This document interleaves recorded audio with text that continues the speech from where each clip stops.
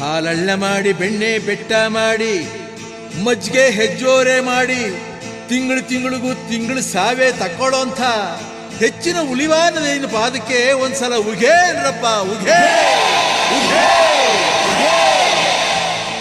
ಕರಡಿನ ಕಲ್ ಮಾಡಿ ಹುಲಿಯ ಹುತ್ತ ಮಾಡಿ ಮಿಕ್ನಾದ ಜಾತಿಲೆಲ್ಲ ಮೆಳೆ ಮಾಡಿ ಕರಡೀನು ಹುಲಿನು ಕಟ್ಟಾಡುವಂಥ ಉತ್ತರ ದೇಶಯ್ಯನ ಪಾದಕ್ಕೊಂದ್ಸಲ ಉಘೇ ಉಘೇ ಅಂದ್ರಪ್ಪ.